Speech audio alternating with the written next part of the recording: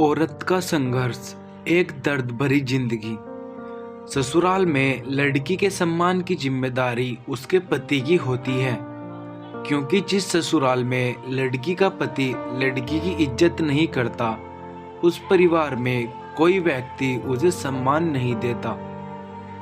मोहन और लक्ष्मी की शादी को 25 साल हो चुके थे, लेकिन सालों बाद भी मोहन में कुछ बदलाव नहीं आया था। तुम्हें कितनी बार बताया है, मेरे तैयार होने से पहले मेरा नाश्ता तैयार हो जाना चाहिए। शादी के 25 सालों बाद भी मुझे क्यों बार बार ही बतानी पड़ती है? लक्ष्मी, तुम्हें क्या है? तुम तो आराम से घर पर रहोगी, मुझे काम पर जाना पड़ता है। तुम हो कि हमेशा बेवकूफ़ों जैसी हरकत करती हो। अगर तुम यह जानबूझकर करती हो तो याद रखना, मुझसे बुरा कोई नहीं होगा। आज भी मोहन का पारा चढ़ा हुआ था। इन कुटु शब्द में गुस्सा उतारते हुए, गीला तौलिया कुर्सी पर फेंकते हुए मोहन गुस्से से लक्ष्मी की तरफ देखने लगा। लक्ष्मी के लिए मोहन का यह बेवजह का गुस्सा कोई नई बात नहीं थी। वह महीने में 3-4 बार ऐसे ही लक्ष्मी पर बरस पड़ता था। पहले लक्ष्मी का विरोध किया करती थी, लेकिन जब कोई सालों तक मोहन में कोई बदलाव नहीं दिखा, तो लक्ष्मी ने खुद को ही बदलाव दिया। जब मोहन के कुछ भी कहने से लक्ष्मी को कोई फर्क नहीं पड़ता था। मोहन की भी हर बात वो चुपचाप सिर नीचे झुकाए सुन लेती थी। शादी के पहले 5 साल तक लक्ष्मी ने पूरी कोशिश की थी कि मोहन को बदल जाए, लेकिन फालतू का गुस्सा करना और बाद में लक्ष्मी को भला बुरा कहना, यह मानो जैसे उसकी आदत बन गई थी। जैसे कि वाद विवाद होता तो मोहन सीधा लक्ष्मी को बोल देता, अगर मैं तुम्हें अच्छा नहीं लगता तो क्यों नहीं चली जाती अपने मायके, क्यों रहती हो मेरे साथ? इतना सब कुछ कहने के बाद भी लक्ष्मी मोहन के साथ रहती थी, क्योंकि उसे अपनी बेटी की फिक्र थी। और वह जाति भी बदल तो कहाँ पर अपने बूढ़े हो चुके माँ बाप को इस उम्र में परेशान करना वह नहीं चाहती थी। समाज और लोग क्या कहेंगे, यह भी तो उसे देखना था। वह इतनी पढ़ी लिखी भी तो नहीं थी कि खुद जाकर कोई नौकरी कर सके और अपना और अपनी बेटी का पालन पोषण कर सके। लक्ष्मी को जब अपनी फिक्र नहीं थी, उसको फिक्र थी तो बस अपनी शादी लायक हो रही बेटी की। लक्ष्मी नहीं चाहती थी कि पति पत्नी के झगड़े की वजह से अवनी डिस्टर्ब हो। अवनी की पढ़ाई पूरी हो चुकी थी, उसके लिए अब शादी के रिश्ते आने लगे थे। कई रिश्तों को अवनी ठुकरा चुकी थी। 2-3 महीने बाद एक अच्छा रिश्ता आया। रिश्तेदारों और पहचान के लोगों ने भी लड़के के बहुत गुणगान किए थे।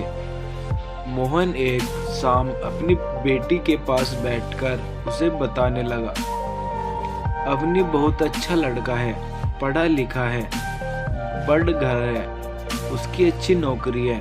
ऐसे रिश्ते बार बार नहीं आते बेटा, इस बार मना मत करना। अवनी अपने पापा से ज़्यादा बात नहीं करती थी। वो डरती थी अपने पापा से और मन ही मन नफरत भी करती थी। लेकिन आज वो अपनी पूरी हिम्मत इकट्ठा कर बोली, मुझे अभी शादी नहीं करनी है पापा, मैं नौकरी करना चाहती हूँ, खुद अपने पैरों पर खड़ी होना चाहती हूँ। हाँ तो मैं, क्या बड़ी बात है, मैंने लड़के से बात की है, वह तुम्हें किसी बात के लिए नहीं रोकेगा।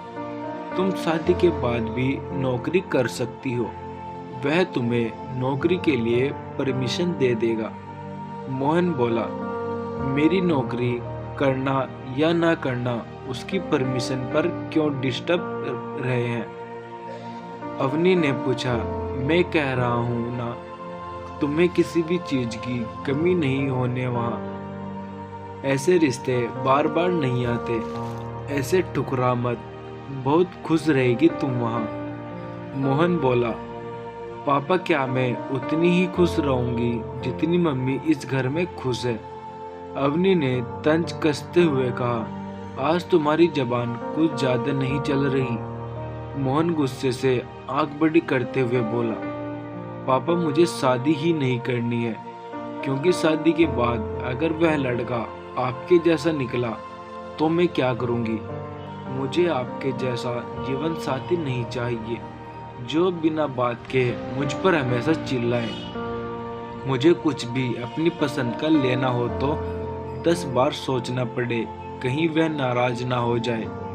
ऐसी तबीयत कैसी भी हो उसे परवाह ना हो। रोटी थोड़ी सी मोटी बन जाए तो घर सर पर उठा ले। उसकी चेक बुक ना मिले तो भी मेरे ही दोस्त निकले। और वह हर छोटी मोटी बात पर मुझे मायके जाने के लिए कहे। अवनी ने अपना दिल खाली करते हुए पापा से सब कह दिया। मोहन का गुस्सा 7वें आसमान पर था, लेकिन उसके मुंह से एक भी शब्द नहीं निकल रहा था। वो चुपचाप अवनी की बातें सुन रहा था। अवनी उतना ही बोलकर चुप नहीं हुई। आज पहली बार वह अपने पापा के सामने इतना कुछ बोल रही थी। पापा, आपने माँ के साथ हमेशा गलत व्यवहार किया है। आप अपने ऑफिस का गुस्सा बिना सोचे समझे माँ पर उतार देते हैं। कभी इस बात की परवाह भी नहीं करते कि उन्हें कैसा लगता होगा। आपकी बातें सुन सुन माँ ने अपना स्वाभिमान खो दिया। मोहन आज पहली बार अपने किए हुए बर्तावों को महसूस कर पा रहा था। वो इतना ही बोल पाया, जो तुम्हारा मन है वो करो, मैं तो बस बुरा ना हूँ। अवनी ने मोहन का हाथ पकड़ा और बोली, पापा मुझे सिर्फ एक सवाल का जवाब दे दो। क्या आप चाहेंगे कि मेरा पति आपके जैसा हो? अगर आपका जवाब हाँ है तो कर दीजिए मेरा रिश्ता आज ही, और ना है तो मुझे आत्मनिर्भर बनने दीजिए।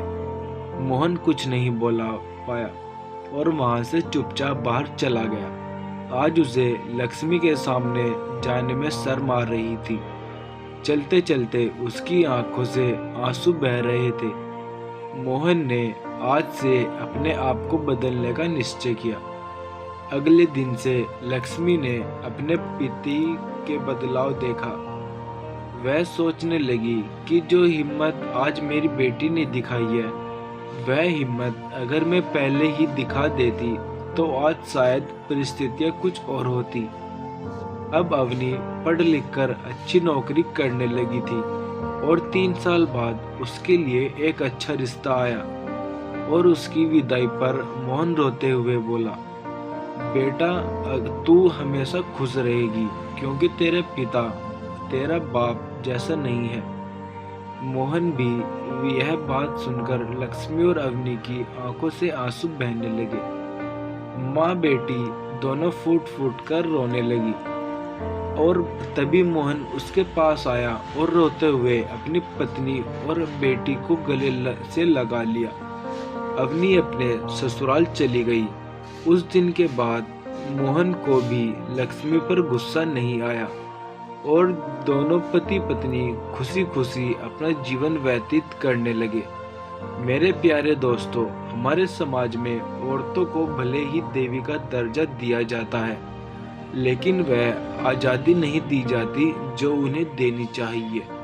उन्हें बचपन से ही बताया जाता है कि वह पराया धन है। स्कूल में आने में देर हो जाए तो पिटाई मिलती है। मोबाइल पर बातें करते हुए दिख जाए या खिड़की से झांकते दिख जाए तो शक किया जाता है। माँ बाप का घर तुम्हारा नहीं है, पति का घर ही तुम्हारा घर है। जीवन भर यह बात बता बता कर उन्हें ससुराल भेज दिया जाता है और एक दिन किसी छोटी मोटी झगड़े में ससुराल वालों ने उन्हें सुनना पड़ता है कि इस घर को छोड़ दो और मायके चली जाओ। ससुराल में लड़की के सम्मान की जिम्मेदारी उसके पति की होती है, क्योंकि जिस ससुराल में लड़की का पति लड़की की इज्जत नहीं करता, उस परिवार में व्यक्ति उसे सम्मान नहीं देता। मेरे प्यारे दोस्तों, यह कहानी आपको कैसी लगी हमें कमेंट करके जरूर बताइए, और अच्छी कहानी लगी हो तो वीडियो को लाइक कीजिए। मिलते हैं नई कहानी के साथ। इस वीडियो को देखने के लिए आपका बहुत बहुत धन्यवाद।